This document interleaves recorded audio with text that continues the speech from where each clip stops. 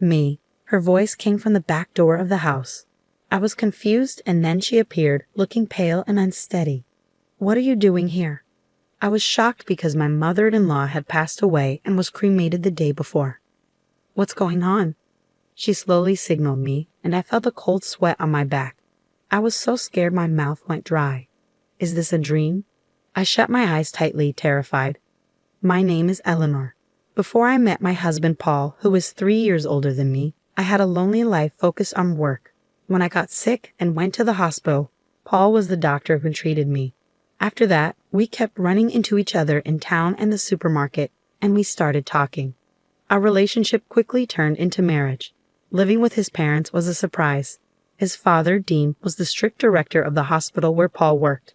His mother, Aria, was gentle and kind, and she welcomed me warmly. I thought, if Aria is here, I might manage. I became a housewife at Paul's request and wanted to do my best with Aria's help. I hope to have children soon. Paul was excited about becoming a father and kept saying so. After 2 years of marriage, we finally had a baby boy named Logan. "Eleanor, thank you so much," Paul cried happily in the hospital room. But once we were home, he admired Logan from a distance and didn't help with childcare. "Today is your day off, right? Could you feed Logan while I hang the laundry? That's your job. If I do childcare too, what's the point of you being here?" Paul laughed and went back to watching TV. I thought he was joking, but he wasn't. Problems started when Logan cried at night. "I can't sleep because of the noise. Make him stop crying." Paul yelled at me while snapping at the crying Logan. His loud voice only made Logan cry more. I took Logan to the living room to calm him down, but he wouldn't stop. Paul told us to leave. "Don't come back until he quiets down. If I don't get enough sleep, it will affect my work. You're his mother, so handle it." I felt like he was talking about someone else and could only sigh. It was too much. While calming Logan at the park, Aria came to check on us. "Are you okay? I'll take over, so you can rest." "I'm sorry. Thank you," I said. Aria was the only one who understood me since Paul had pushed me away.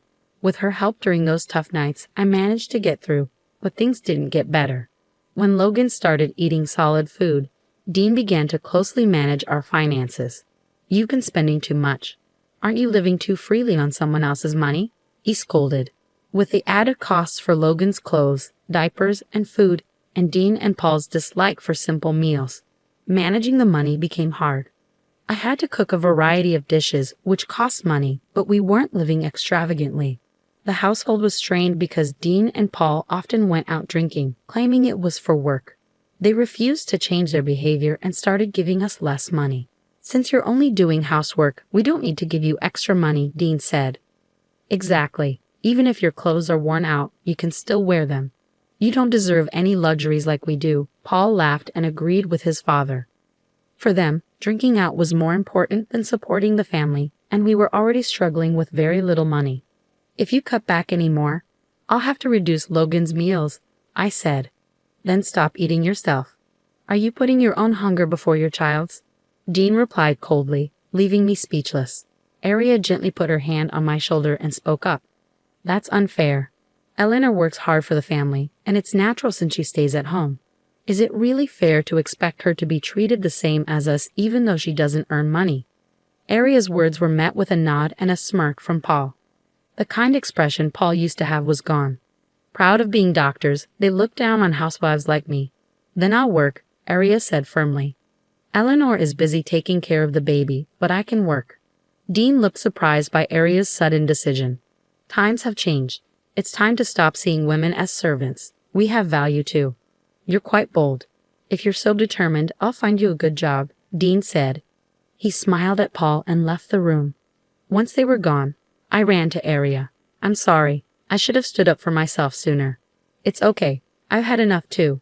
I don't want to see you and Logan suffer anymore." Aria was truly amazing, and I promised myself I would become as strong as she was. Early the next morning, Paul woke me up and took me to Aria's room. "What's going on?" I asked. "Something happened to Mom." Aria won't wake up," Paul said, looking confused and worried. I went to Aria's side, but Paul stopped me firmly. "Dad and I will try to save her, so stay out of the way. Go take care of Logan." Even though his words were harsh, It was best to let the doctors handle it. I waited outside the room with Logan, feeling worried. After a while, Dean came out and told me Aria had passed away.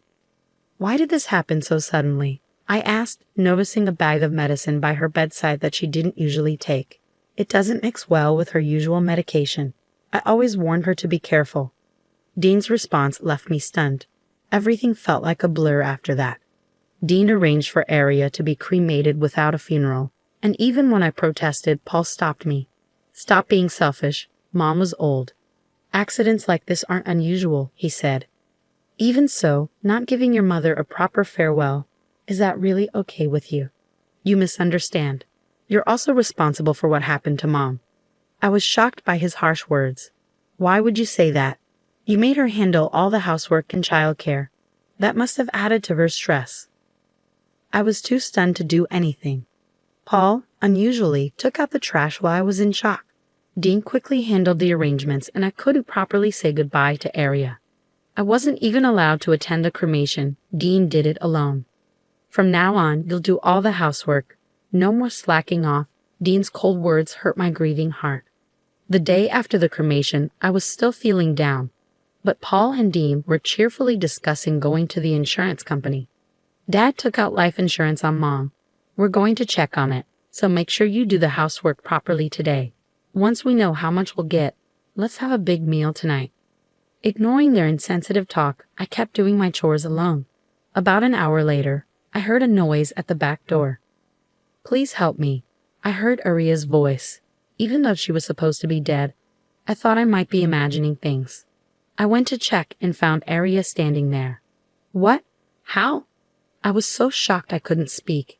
Aria had been cremated the day before. Who was this? Chills ran down my spine as I wondered. Come here. Aria saw me and motioned for me to come closer. My legs were shaking, but I walked towards her slowly. Aria? She confirmed that Paul and the others weren't around and nodded. I have to tell you something. Please listen. The warmth of her hand gripping mine proved she was really alive. What she revealed next was horrifying. After hearing her story, I felt a deep, intense anger. Don't worry, I'll help too. This is unforgivable. Aria left to hide again, and as I watched her go, I vowed to get revenge on Paul and Dean. A few days later, the insurance agent was scheduled to come to our house, so my father-in-law and husband took the day off to wait at home. As I grew more annoyed by their cheerful behavior, my father-in-law approached me. You're still eating because of Aria's insurance money. Shouldn't you be more grateful? That's not true. I'm not happy about this at all. Women who rely only on others never appreciate money, he said with a derisive laugh, then plopped down on the sofa. Paul sat beside him, smirking. Then the intercom rang. Oh, they're here. When they went to the door, they froze in shock. What? Why are you here? My husband, pale and trembling, pointed at the person in surprise. It wasn't the insurance agent but my mother-in-law. I came back because I had unfinished business. Next to her was a man in a suit with a lawyer's badge. That's impossible. I checked her pulse. It had stopped. Paul stammered, clearly flustered. It made sense now. She had been cremated and Paul had even collected her ashes. My mother-in-law then turned to Paul and my father-in-law and spoke quietly. You switched my regular medicine, didn't you? I noticed something was wrong right away. She began to tell the real story behind what happened. It was my father-in-law who had swapped her usual medicine with something else before she went to bed. I haven't forgotten how you laughed while I was suffering, she said. Stammering, my father-in-law tried to deny it. I don't know anything about that. It's all lies. As my mother-in-law pressed him, he backed away, overwhelmed. We had a cremation ceremony. Why are you here? Maybe God saved me that night. My heart did stop after your final check.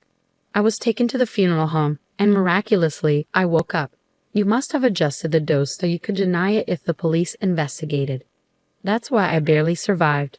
Just before being cremated, I made noise inside the coffin and was found by the funeral home staff. Knowing you were behind it, I decided to hide temporarily. The funeral director, an old friend, helped me stage the ceremony. Thanks to their help, you were deceived. She showed them some documents. While hiding, I found out about a $100,000 life insurance policy taken out just months ago. I didn't know about it before. It was your policy with you as the beneficiary. Faced with this proof, my father-in-law was speechless and clicked his tongue in frustration. You didn't die as expected, making me look like a fraud. You've embarrassed me. Instead of feeling remorseful, he just blamed her. Unable to take it anymore, I spoke up. That's not all. This is a crime. You tried to kill my mother-in-law. I won't forgive you. Then my husband, who had been trembling, moved behind me and glared at his father. I didn't want to do it, but Dad forced me. I'm a victim too. What? You were involved in the insurance scam? As my father-in-law moved towards Paul, I stepped closer to my mother-in-law.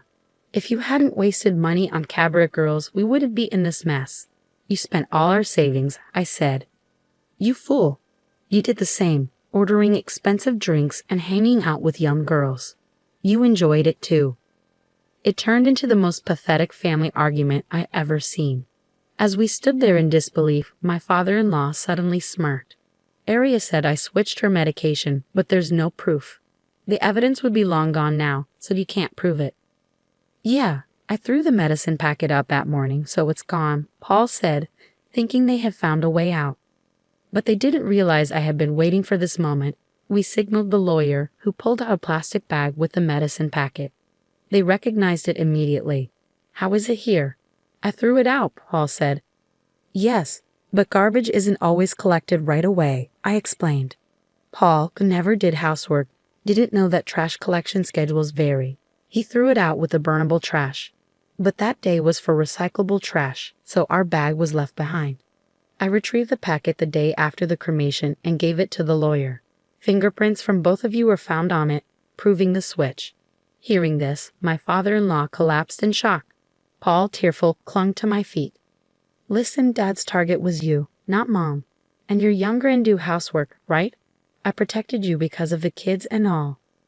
Maybe he said this hoping for forgiveness, but I was furious. So you tried to kill your own mother and expect me to be grateful.